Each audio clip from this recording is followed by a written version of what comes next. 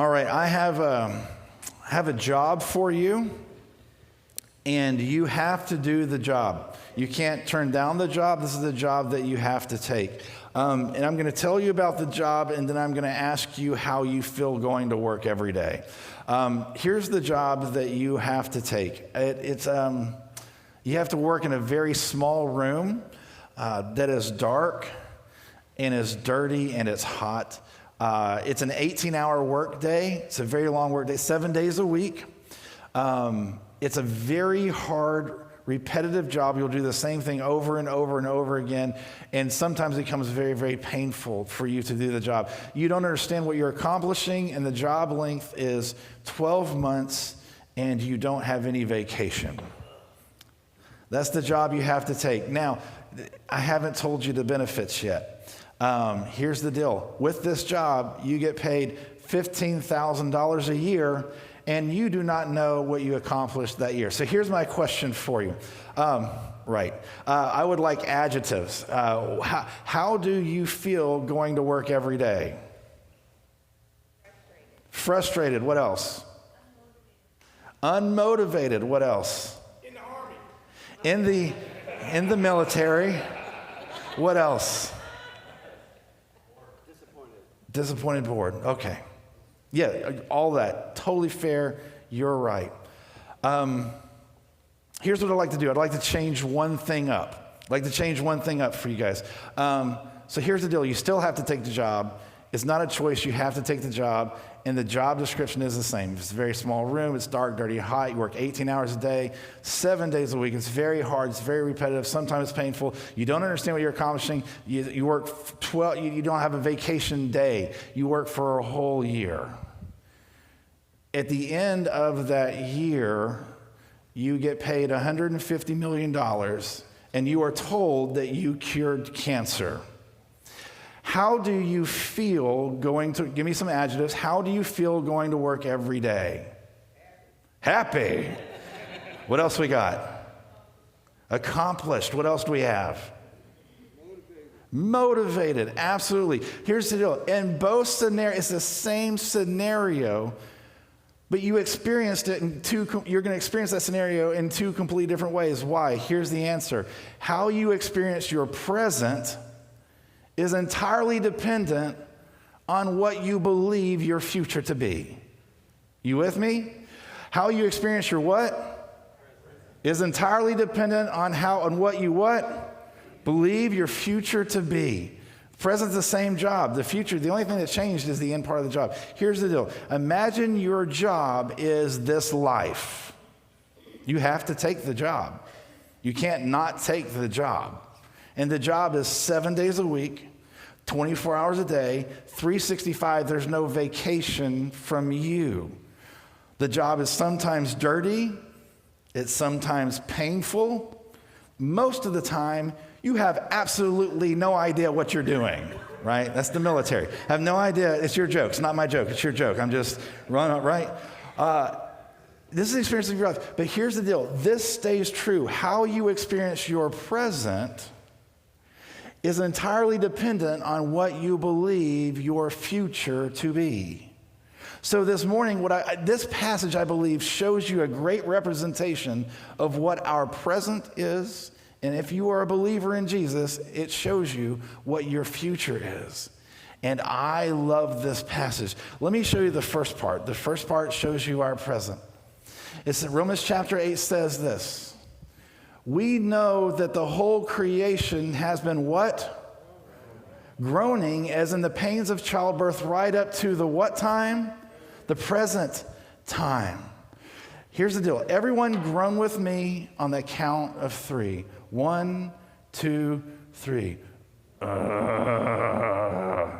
Right, okay, so here's the deal. That's more like I told my kid a dad joke groan, right? That's like, dad. That's not the groan this is talking about.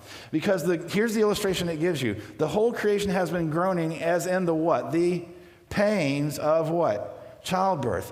I've never had a child. You can probably tell. I've never had a child. I hear that it's very, very painful. But what I do know from history is 2,000 years ago, they didn't have all the medical equipment that we have now. And they don't have the epidurals. And a lot of these ladies would actually die, like a high percentage of ladies would actually die in the midst of childbirth. And so the idea is that it's a death pain. Everyone say death pain. Okay, y'all gonna have to play with me this morning. Y'all gonna have to play with me.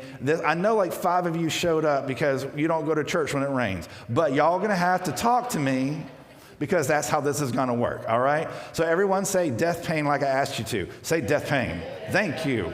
Keep that up or I'm gonna get on you again. Death pain. Right. It's the same word. This word is the same word in Bible times as a soldier on the battlefield that has been injured and he's bleeding out on the battlefield and he's crying out those last guttural, someone help me, I'm dying. He's in the middle of a death pain. Everyone say death pain. There we go. Our world is groaning. Scientifically, we call this entropy, or the second law of thermodynamics. If you talk to any scientist, he will say that everything that you see is running down.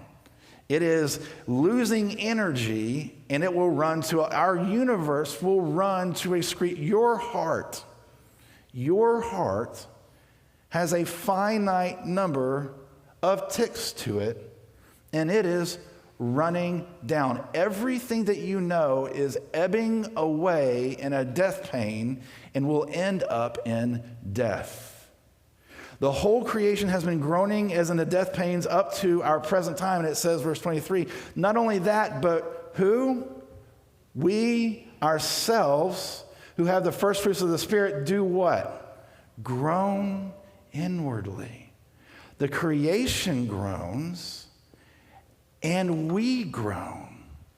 What does it mean by we groan? This whole death pain, what does it mean by we groaning? Well, your health is ebbing away. I'm 45, and this isn't getting any better, right? I should have gotten glasses 3 years ago, and I am fighting that. I'm just reading stuff out like this, right? Your looks, minus my wife, your looks are ebbing away. That's why we need cosmetics and 1,000 different diets that will go on January the 2nd, right? Your marriage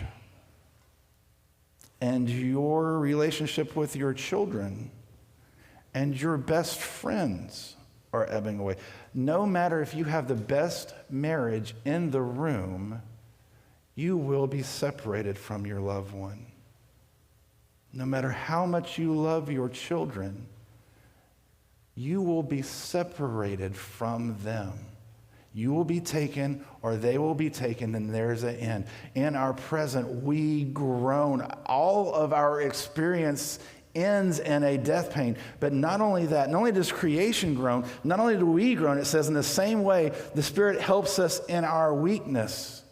And we don't know what we ought to pray for, but the Spirit himself intercedes for us through wordless what? Groans. Creation groans, we groan, and the Spirit groans for us. And the whole Spirit groaning for us, what he's talking about is simply this. The best illustration I can give is that I shared my dating history here a couple weeks ago. I'm not sure which service I was in, but I shared all my dating history. In my dating history, there were 2 of the young ladies that were not my wife, Julie. One was named Meredith and one was named Mary. And I was convinced both times that I was going to marry this young lady. And when those relationships ended, I was like, dear Lord Jesus, please do not let this happen. Why are you letting me go through this? If you loved me, you would let this relationship go on and on. Because in all of our prayers, there's 2 parts. There's a core part and there's a stupid part. All your prayers have a core part and a stupid part. And here's the deal, right? In all of your prayers, the core part is the guttural part. God, I am in need. God, I don't want to be alone. God, I feel lost. God, I don't know what to do. And then there's the stupid part. I want you to do it exactly this way. And if you don't do it exactly this way, then I start questioning you, right? Here's the question for you. Wouldn't it be great if we worshiped a God who answered the core part of our prayers, but did not answer the stupid part of our prayers, right? You with me? Or to say it another way, wouldn't it be great if we had a God that gave you exactly what you would have asked for if you knew everything that he knew?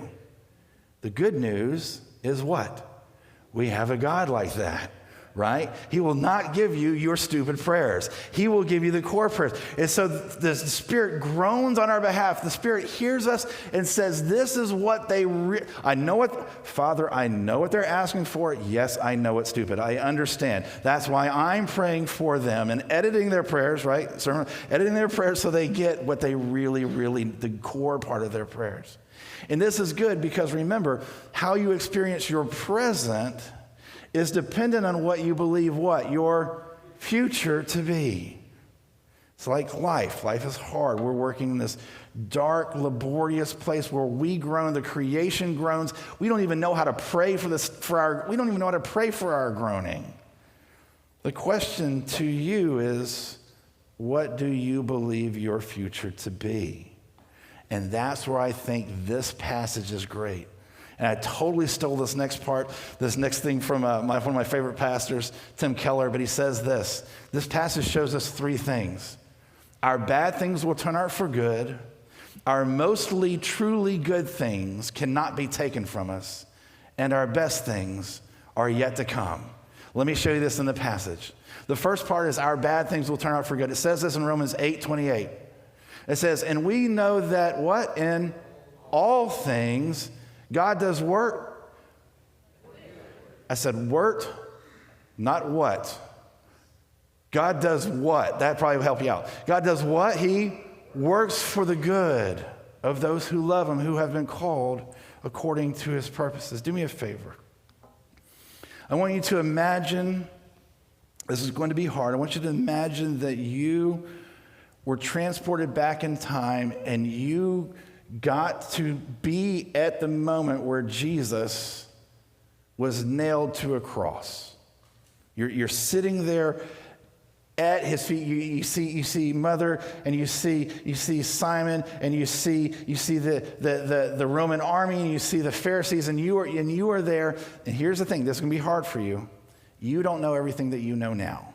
You have to erase everything that you know, everything that's been given to you in the New Testament. All you know is what the people there know. There's Jesus on the cross. He did some. I remember that time when he fed us the 5,000, and that was amazing. Like he kept giving out fish, and that was amazing. And like he was healing people. That was amazing. And I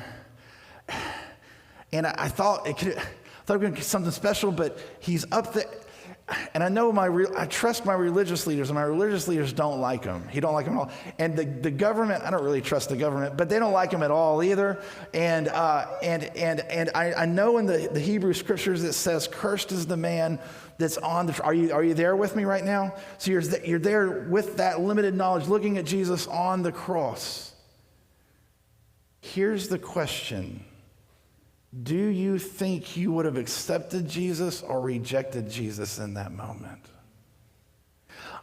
I believe, and I'm speaking just for myself, I believe if I was at the cross, I would have rejected Jesus. Because I would have thought to myself, I can't see what good can come out of this. Y'all say that with me. I can't see what good can come out of this? And yet we all know that God the Father brought our salvation through that. You follow me? In the same way, when we go through our sufferings, our groanings, our death pains, we say, I can't see what good God can bring out of this. And yet we know God brings our salvation through it. So you have to understand our passage teaches that our bad things will turn out for good. But it also teaches that our mostly truly good things, I'm going to define that, cannot be taken from us.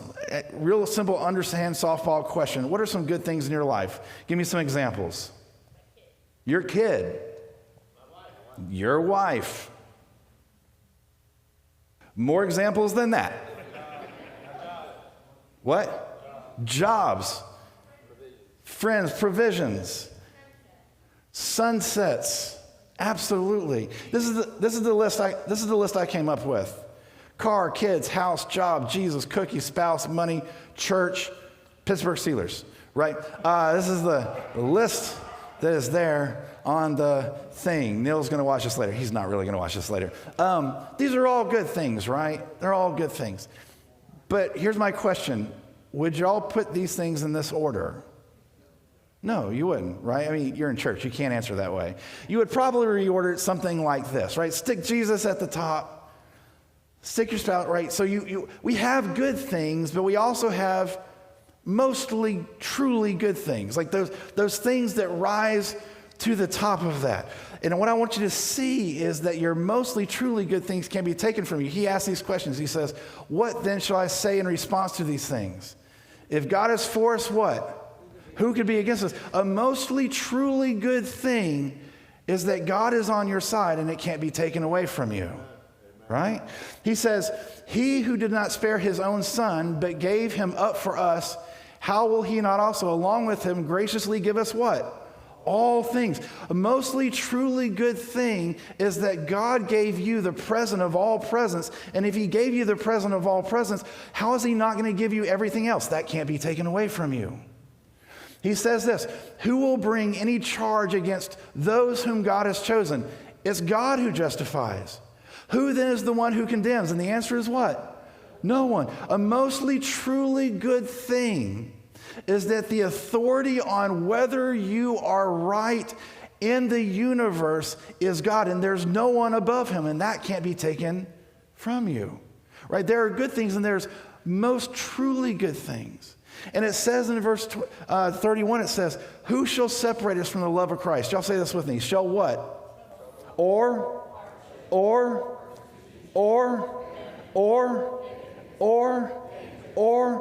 as it's written, for your sake we face death all day long. We're considered as sheep to be slaughtered. It says this, knowing these things we are what?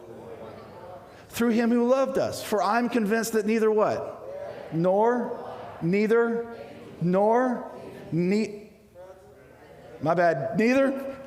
The present, nor any, neither, nor, in all creation, that's in Christ Jesus our Lord. You see, you need to see that for the future, all bad things will turn out for good. Our most truly good things cannot be taken from us, and our best things are yet to come. It says this. He says, for those God foreknew, and that idea is foreloved. It's not that he knew you cognitively. It's the biblical idea of no, he loved you before. For God foreloved, he also predestined to be conformed to the image of his Son, that he might be the first fruits among many brethren and sisters. And those he predestined, he also called. And those he called, he also justified. And those he justified, he also glorified. This is a confusing idea. But in order for you to understand and work through your present, you need to get your future. So I'm going to give you two illustrations, and then I'm going to tell you what glorified means. You already know it, but I want to show it to you. Here's a question for you. We're going to play a little game of Would You Rather, right? This is the first illustration. You have two. Would you rather? Would you rather have a deep friendship? You're being offered a friendship. Would you rather have a deep friendship with someone who has been through something, with someone who has suffered, with someone who has groaned, with someone who has had a hard time? Or would you rather be deep friends with someone who has had a really easy life, someone who has had a silver spoon in their hand the entire time, someone who just hasn't gone through anything? Which one do you rather, option number one or option number two? Option number one. We all know it's option number one. Why? Because they are real, because they are solid, because they are weighty, right? So we know this is true in our friendships that we want. We also put this in our children's books. I don't know if I've ever quoted a children's book before, but there's a first time for everything. In The Velveteen Rabbit talks to this guy right here, and his name is the Skin Horse. And the Velveteen Rabbit is trying to learn how the nursery works, and it says this: the Skin Horse had lived longer in the nursery than any of the others. He was so old that his brown coat was bald in patches, and he showed the seams underneath. And most of the hairs in his tail had been pulled out to make string bead necklaces. "What is real?" asked the rabbit one day when they were lying side by side in the nursery. "Real isn't how you're made," said the Skin Horse. "It's a thing that happens to you. When a child loves you for a long, long time, not just plays with you, but really loves you, you become real." "Does it hurt?" asked the rabbit. "Sometimes," said the Skin Horse, for he was always truthful. "But when you are real, you don't mind being hurt." "Does it happen all at once, like being wound up?" Rabbit asked, or bit by bit? "It doesn't happen at once," said the Skin Horse. "You become. It takes a long time. That's why it doesn't often happen to people who are broken easily or have sharp edges or have to be carefully kept. Generally, by the time you are real, most of your hair has been loved off, and your eyes drop out, and you get all loose in the joints and very shabby. But these things don't matter at all, because once you are real, you can't be ugly except to those who don't understand." Here's the deal. When I talk about being glorified, which we'll get back into in a second, you already know what it means, because it means this. You want friends who are weighty, who have become solid, who have become real. In our children's books, we teach our children, you want to be like the sly horse. You want to be weighty. You want to be real. And in order to get that, you have to go through a process. This is what the passage talks about when it says, those whom God foreknew, he predestined. Once he predestined us, he called us. Once he called us, he also justified us. Once he justified us, he glorified us. Glory means a weightiness, a realness, a solidity that can only be gained through being loved and being taken through things through that love. And this is interesting. What's interesting about this, if you read the commentaries, all the theologians have to struggle with one thing. Because if we wrote this verse, here's how we would write it. Those who God foreknew, he predestined, and those he called, he also called them. Those he called, he also justified. Those he justified, this is the way we would say it, he will glorify. We would put our glorification in the future. But he says that we are already glorified, which is in the past. How can he say that? Here's the truth that you need to hear. Your future glory is so certain in Jesus Christ that it can be talked about in the past tense. Your future glory is so certain that God talks about it in the past tense. You see, here's the good news. Jesus, God himself, groaned on the cross so that you can be glorified today. You, God's beloveds, can be glorified in heaven because Jesus groaned for you, and your present groaning in Jesus will be turned into glory in heaven.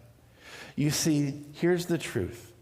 How you experience your present is entirely dependent on what you believe your future to be.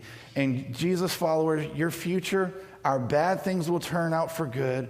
Our mostly truly good things cannot be taken from us, and our best things are yet to come.